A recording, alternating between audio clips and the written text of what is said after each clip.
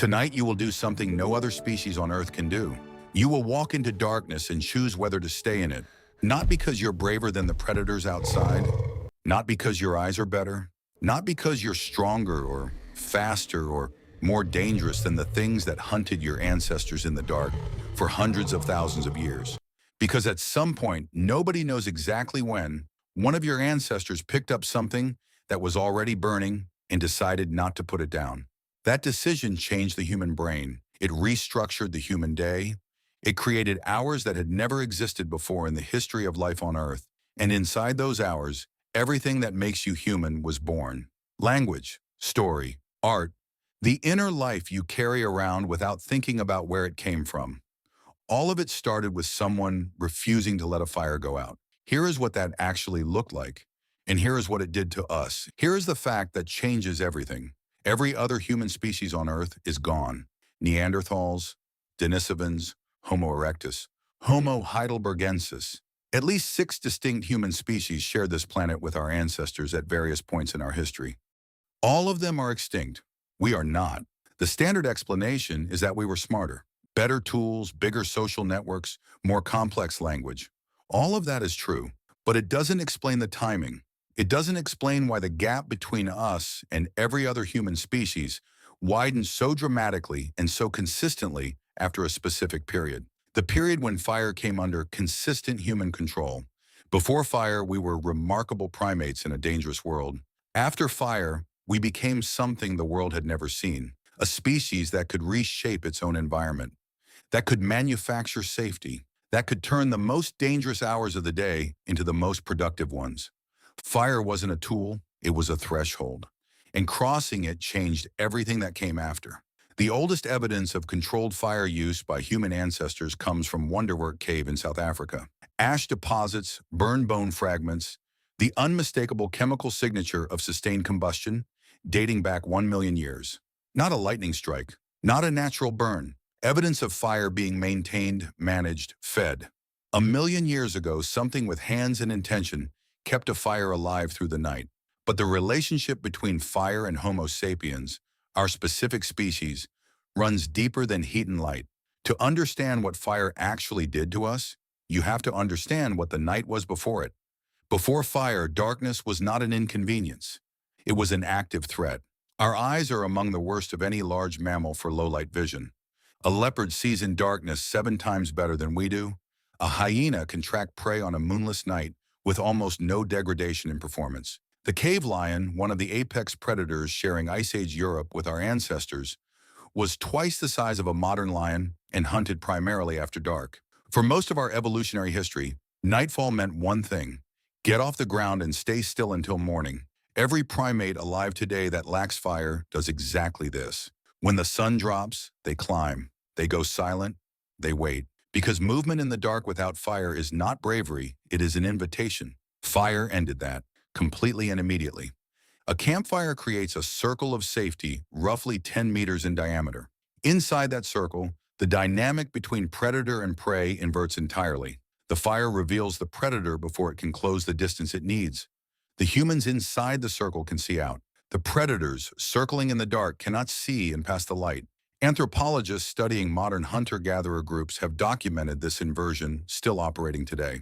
Individuals who move away from campfires at night face dramatically elevated predation risk. The fire is not symbolic protection. It is a functional barrier between life and death that has operated continuously for 1 million years.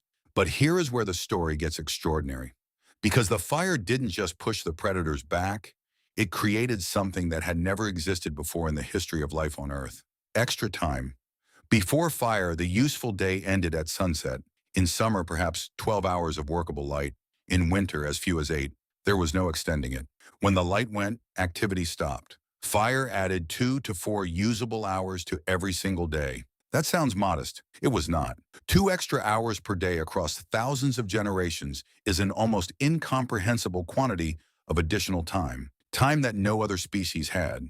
Time that existed inside a circle of warmth and safety while the dangerous world waited outside in the dark. What did our ancestors do with that time? Anthropologist Polly Wiesner spent years recording conversations among the Yu Hansi people of the Kalahari, one of the last groups on Earth still living close to the original human pattern.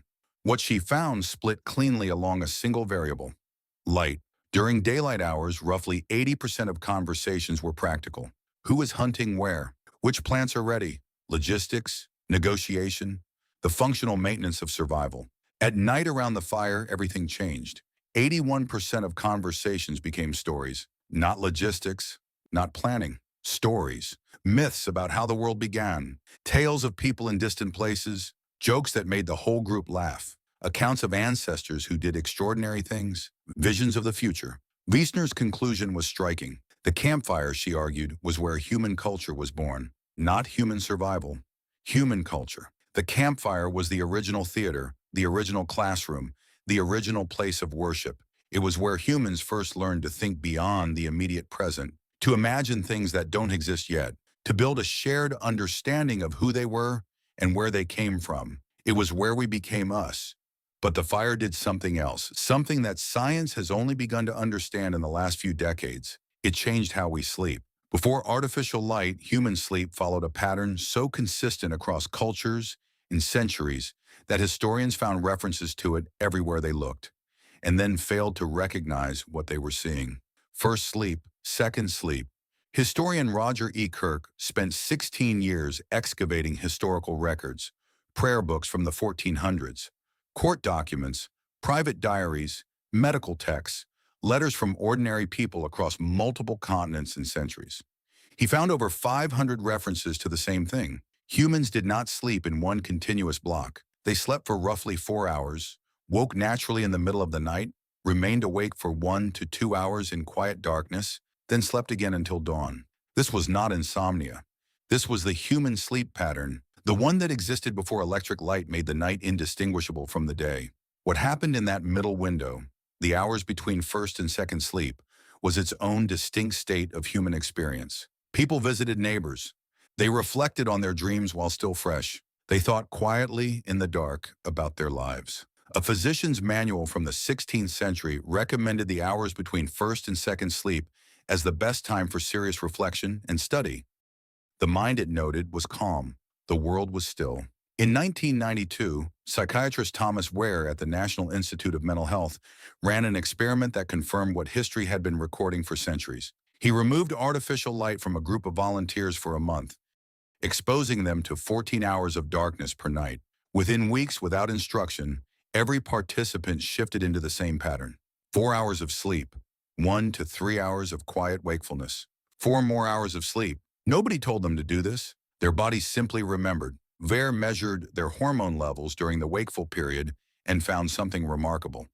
Participants were producing elevated levels of prolactin, the same hormone present during meditation, and describing a state of profound calm unlike any normal waking experience. Peaceful, reflective, almost meditative. It was not a gap in sleep. It was its own category of human consciousness, one that the campfire made possible, one that electric light erased. Here is what fire actually built: not just warmth, not just safety, an entirely new form of human time, evening time, fire time, that had never existed before and would not exist for any other species. In that time, humans told the stories that carried survival knowledge across generations. They maintained the social bonds that made cooperation possible at scale.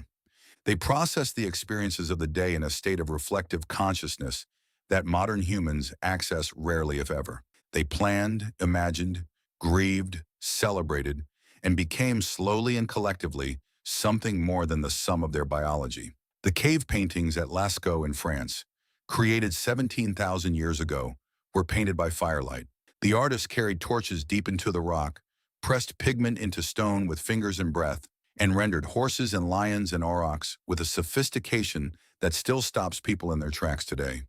They did this in the extra hours fire gave them, in the safety fire created, in the flickering light that made the painted animals seem to move on the cave walls. Someone lay in a cave 17,000 years ago and made something beautiful because they had time and light and safety enough to do it. That time was fire's gift, and then we replaced fire with something brighter, cleaner, cheaper, infinitely more controllable. Street lamps in Paris in the 1600s, gas lighting in the 1800s, Edison's electric bulb in 1879, And within a single generation, the night as humans had known it for a million years was gone. The blue light from screens tells your brain it is midday at 11 at night. Melatonin production delays, sleep fragments, the circadian rhythm that evolved across millions of years of darkness and firelight is disrupted every single night in almost every home on Earth. Researchers have found that 1 week of camping with no artificial light is enough to reset the human melatonin cycle by nearly 2 hours. 1 week. That is all it takes for 300,000 years of biological programming to begin reasserting itself. We didn't just change when we sleep. We eliminated an entire phase of human consciousness and replaced it with scroll time. And almost nobody noticed. When you wake at 2 in the morning and lie there in the dark, not anxious, not unwell, just awake, and you cannot explain why, your body knows. It is doing what it was built to do. What a million years of firelight shaped it to do, waiting in the quiet between first sleep and second, in the window your ancestors used to think, to reflect, to process the day in a state of calm that most modern humans never reach at all. You are not broken, you are remembering. The fire your ancestors kept alive through Ice Age winters didn't just hold the dark back. It built the hours inside which everything that makes us human was created. Language, story, culture, cooperation, the reflective inner life that separates us from every other species on Earth. All of it happened in the circle of light. All of it is still in you. We traded it for a light switch. Most of us never even knew what we gave away. If you finished this and looked at the dark a little differently, you're in the right place. This is Ancestor Tactics. Every episode goes deeper into what your ancestors knew, how they lived, and what we've quietly forgotten. Subscribe and stay with us, because next time we're going back to the moment that nearly ended everything, a catastrophe so total that every person alive on Earth today descended from the handful of people who survived it. Every single one of them. Your ancestors didn't survive by accident. Neither will you.